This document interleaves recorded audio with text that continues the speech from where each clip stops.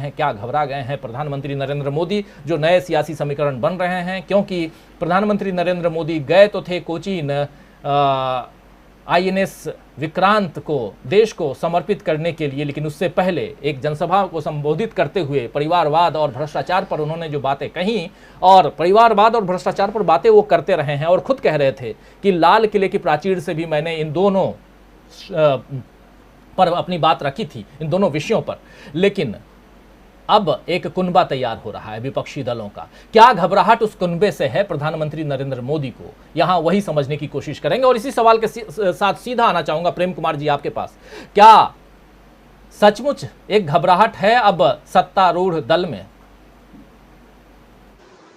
जी राजीव जी, देखिए, प्रधानमंत्री नरेंद्र मोदी जी ने जो भाषण दिया उसमें कहा ये कि भ्रष्टाचार के खिलाफ निर्णायक लड़ाई का समय आ गया। ये बात वो 8 साल बाद कह रहे हैं, जबकि 2014 में जब सत्ता में आए थे तो भ्रष्टाचार के खिलाफ लड़ाई जो लड़ी गई थी, अन्ना आंदोलन हुआ था, उसके बेनिफिशियरी रहे उस आंदोलन के, और तब वो सत्ता में आए।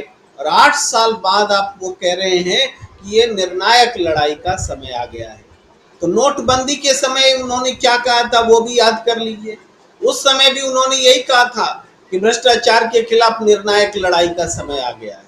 तो वो निर्णायक लड़ाई निर्णायक साबित नहीं हुई, अब फिर कह रहे हैं कि निर्णायक लड़ाई का समय आ गया।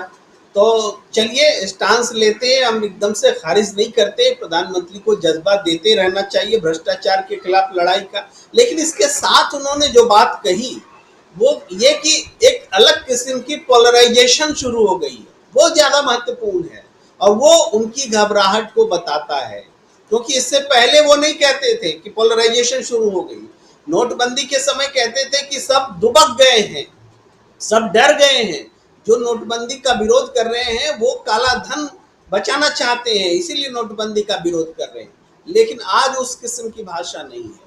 आज वो कह रहे हैं कि भ्रष्टाचार के खिलाफ जो हम लड़ाई लड़ रहे हैं उससे एक अलग किस्म का पोलराइजेशन हो रहा है। वो इशारा कर रहे हैं बिहार के पोलराइजेशन की तरफ, जो बिहार में दिखा है महागठबंधन, उस दिशा में ये तेलंगाना से जो के चंद्रशेखर राव वहां गए और उन्होंने जो एक नारा दिया भाजपा मुक्त भारत का, हालांकि मैं ऐसे नारों से बिल्कुल सहमत नहीं हूं, न तो कांग्रेस मुक्त नारे से सहमत था, न भाजपा मुक्त नारे से सहमत हूं, क्योंकि ये लोकतंत्र का तकाजा नहीं है कि किसी राजनीतिक दल को आप मुक्त करने का संकल्प ले, एक बात। और दूसरी बात है कि ऐसे भी हमारे यहाँ कहावत है राजीव जी, बरब्बर त बरब्बर उखरी चेर बरब्बर। इसका मतलब ये हुआ कि हम बराबरी नहीं कर पा रहे हैं तो बराबर होना चाहते हैं और नहीं हो पा रहे हैं तो उखरी, यानी समझ लिए एक कुर्सी लगा के, टेबल लगा के हम उनकी बराबरी करने की कोशिश कर रहे हैं।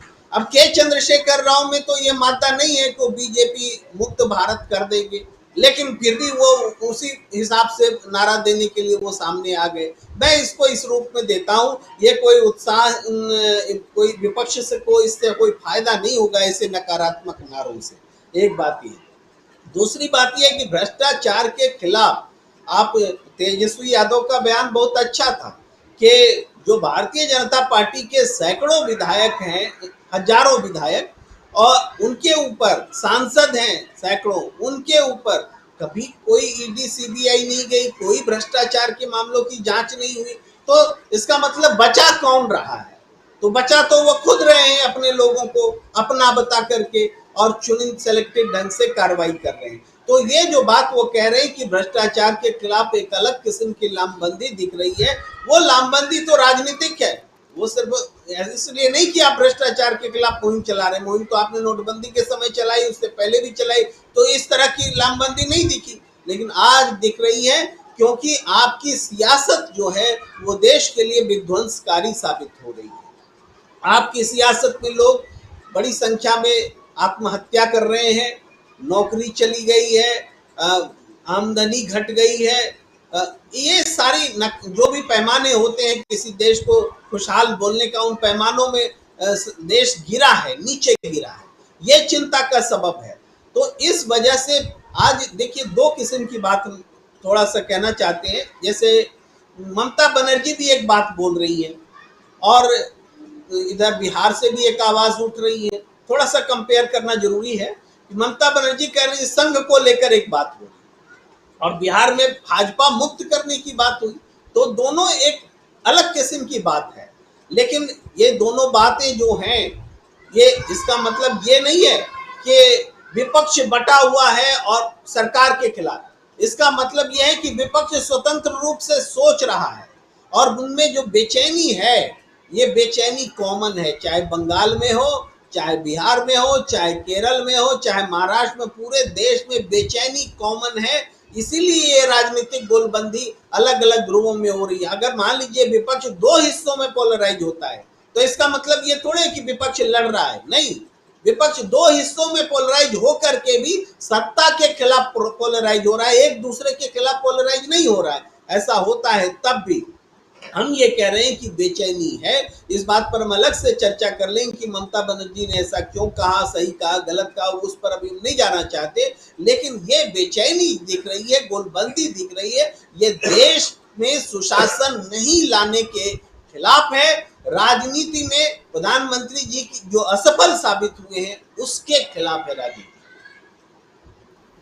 असफल साबित हुए हैं उसके खिलाफ है। लेकिन ये गोलबंदी, इस पर नजरें टिकी हुई हैं प्रधानमंत्री नरेंद्र मोदी की, ये साफ दिखाई दे रही हैं। क्या पिछले दिनों जो कुछ हुआ है और खासकर बिहार में जो कुछ हुआ है, बिहार में सत्ता से बाहर हो गई बीजेपी और सत्ता से बाहर करने का जो योगदान जाता है, बीजेपी को सत्ता से बाहर करने का, वो योगदान नीतीश कुमार को जाता है। नीतीश कुमार के ऊपर न भ्रष्टाचार का आरोप है, न परिवारवाद का आरोप है। क्या इस कारण घबराए हुए हैं प्रधानमंत्री नरेंद्र मोदी? केसीआर क्यों भागे भागे चले आए पटना, ये भी एक बड़ा सवाल है। और अब जबकि देश को समर्पित कर रहे थे आईएनएस विक्रांत प्रधानमंत्री नरेंद्र मोदी, उससे पहले परिवारवाद और भ्रष्टाचार पर क्यों बोल रहे थे? आखिर क्या कारण है? यही सब समझने की कोशिश कर रहे हैं। इन सवालों के साथ सीधे आना चाहूंगा सुनील शुक्ल जी आपके पास।